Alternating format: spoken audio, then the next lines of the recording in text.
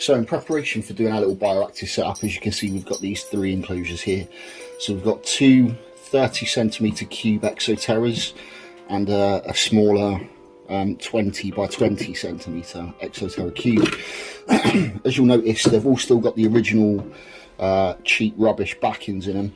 I would normally say first opportunity you get rid of those. They're absolutely useless. However, if you're just starting out and getting into enclosure building and doing bioactive setups and stuff like that, you can utilise these to assist you developing your backgrounds and that sort of stuff, and I'm going to show you one of those methods now. So step 1, all you're going to need for this is some expanding foam, your enclosure with the backing still in it, and obviously some gloves. You don't want to be using expanding foam without gloves. It's an absolute nightmare to get off. You've got these little hollow spaces here that are designed for cables to go through. So first thing you want to do is seal those.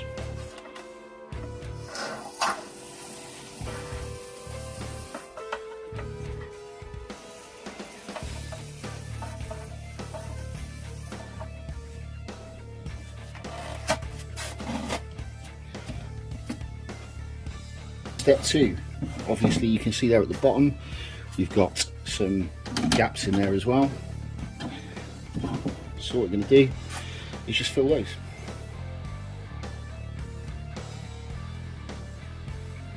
And to start building up our background and everything else, all we're going to do, turn the enclosure on its side,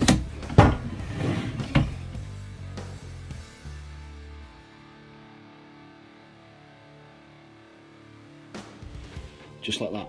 Once that dries a little bit, flip it over onto the other side and we'll do the other side as well.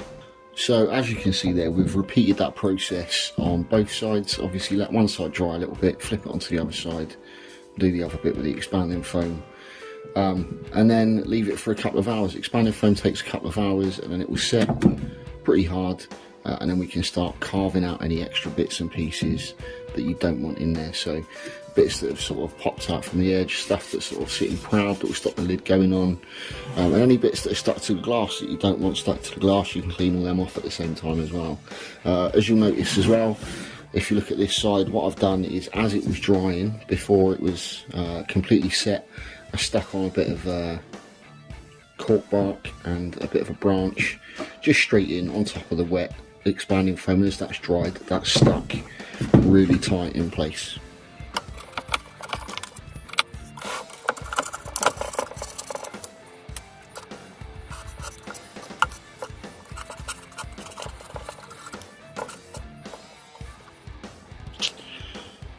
If you think cutting it all the way by hand using a knife is a little bit too difficult, or you want to add a few more intricate little shapes, what you can always do is look for one of these.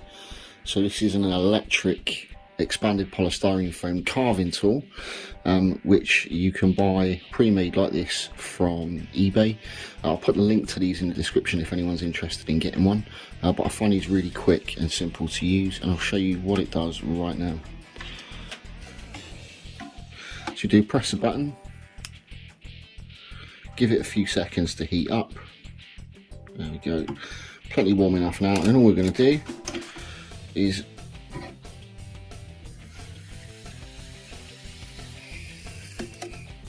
simply use it to slice off chunks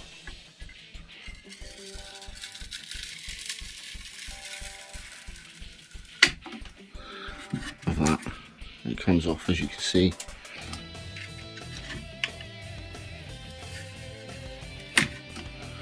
Fairly simple, pretty easy to use, and works a treat.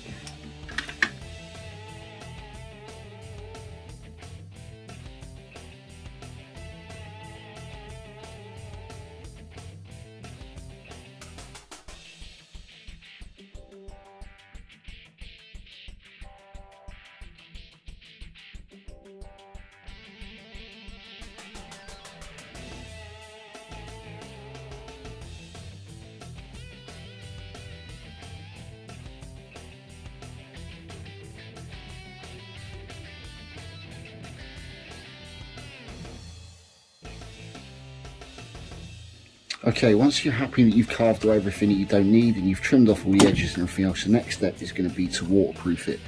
And to do that, we're going to coat it with a layer, the whole thing, apart from the wood that you see, with a layer of aquarium safe or marine safe silicone.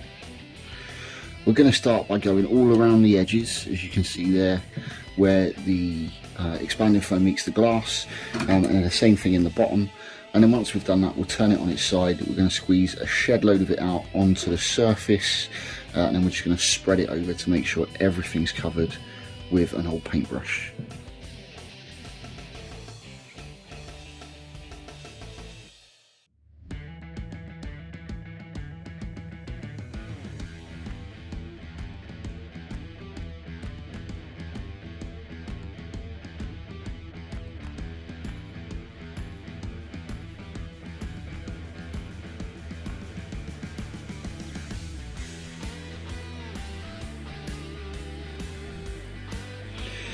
So as you come to coating the surface, obviously where you've carved it away, you might find you've got some big holes where you've had air bubbles. Not a drama. Just make sure before you start spreading about with a paintbrush, you fill those holes in with the silicone.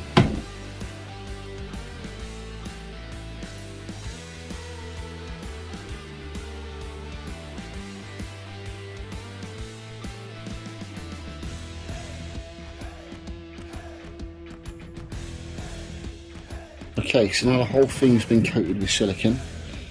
This is going to take probably about 6 hours to dry completely, so while it's still wet, what we need to do is add a bit of texture to it. This is the really messy part.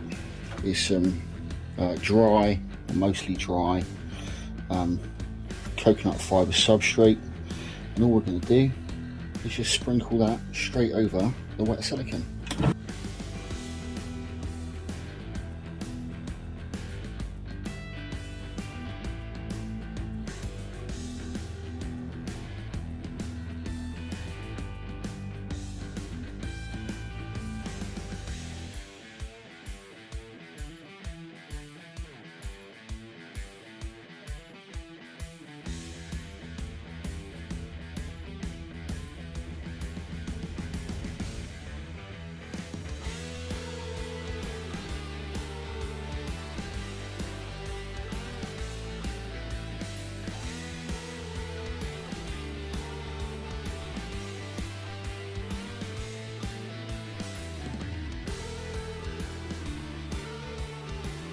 And then, as you can see there, that's all completely coated all around now with the coconut fibre. And all we're simply going to do is leave it to dry. Okay, so we've left this now about 24 hours, which has given it enough time for the silicone to dry and then to off gas. So silicone, when it's curing, can release vapours that are not particularly nice. Once it's cured, it's all fine, there's no problems at all. So yeah, now that's cured, it's all off gassed. I've hoovered it all out, I've brushed it all down so any of the loose substrate has come off, and then hoovered it all out again, and given it a bit of a clean up around the side. So it's still a little bit messy, but it's not going to interfere with the placement of the lid or anything else, and it's fully waterproofed. So what we're going to do now is we're just going to use a hot glue gun, and we're going to glue on a little bit of decor. And basically what I'm using is this stuff. It's commonly referred to as reindeer moss. You can get it from arts and crafts shop in all different colours, but this is the natural stuff. It's undyed. Comes in a bag, and it's got a couple of different sort of colours there that use some slightly darker ones, some lighter ones. So we're going to glue a few of those onto the background just to give it a little bit of an added depth. And then we'll go through and do the rest of the bioactive setup.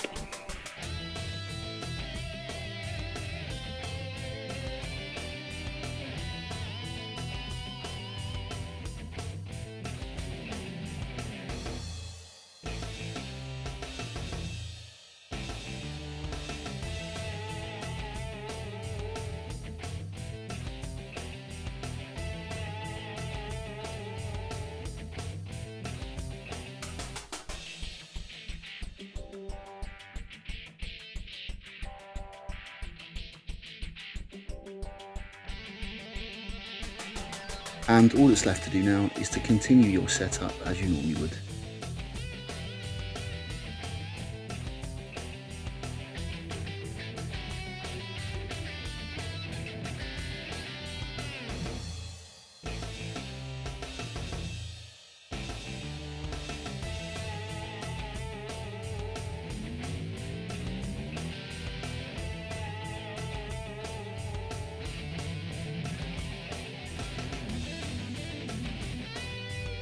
As always, thank you very much for watching. Don't forget to like the video, leave us a comment to tell us what you thought, and we'll see you again next time.